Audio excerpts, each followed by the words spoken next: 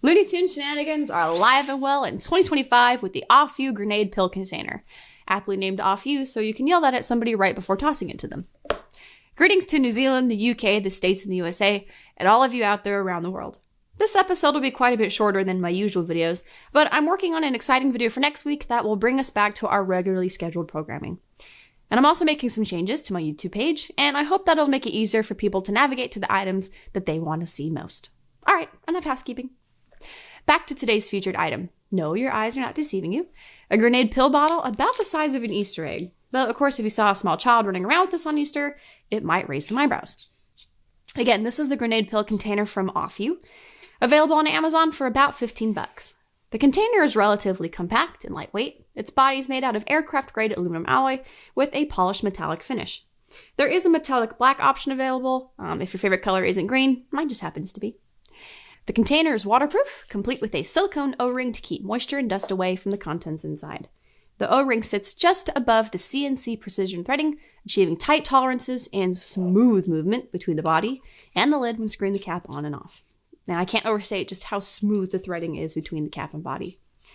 If the O-ring should become compromised at some point, Aufew includes 2 extra O-rings in the packaging, allowing you to reseal the lid with peace of mind. Also included in your purchase is a spring lock carabiner and a keyring for convenient carry. The top of the lid is wide enough, at 3/4 of an inch wide, to fit some more unusual items inside should you need to. And after glancing at some of the reviews online, I learned that users had stored items like jewelry, matches, breath mints, and the devil's lettuce. But as for me, I'll stick with keeping ibuprofen and acetaminophen in mine. So the design is fun to admire. The lid screws on smoothly and securely, and its construction bolsters the belief that it'll stand up to some pretty hard knocks, which is what you want in a grenade. And above all else, it's the conversation starter. Now for a couple of minor gripes.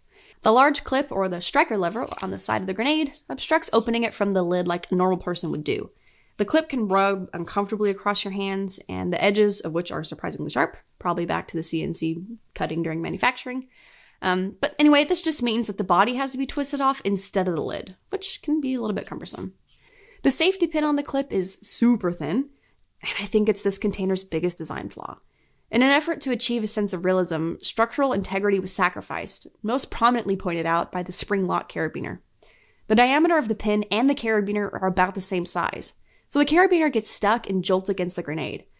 To resolve this, you almost have to attach the thinner keyring and then the carabiner to avoid the constant crunch of metal on metal. Secondly, attaching the keyring to the side of the grenade ensures that it hangs awkwardly and that all of the weight when it swings is on one tiny pin. I honestly don't have high expectations that this pin will hold up over time on a keychain. That said, its size and weight ruled out for me to carry it on a set of keys.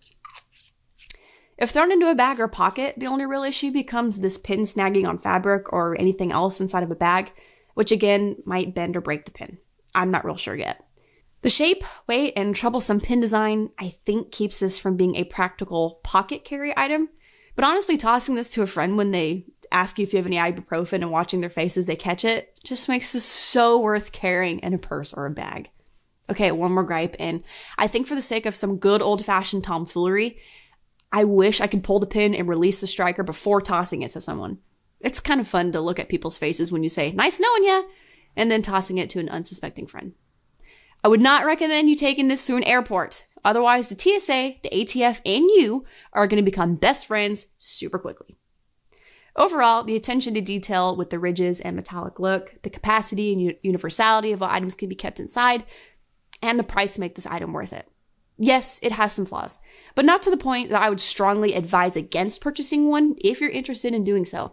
It's comical and useful, which at the end of the day is a pretty good thing to be for an EDC item. Thank you everyone for 1,000 subscribers. I appreciate all of those who have stuck around and enjoyed my content so far. I'll see you next week with what I actually carry, bag/purse dump edition. And as always, thank you for watching, and I'll see you next time. Now for a couple of minor gripes. The large clip or striker level on striker lever. The large clip or the striker level, I cannot say it, striker lever. Striker lever. Red leather, yellow leather, red leather, yellow leather.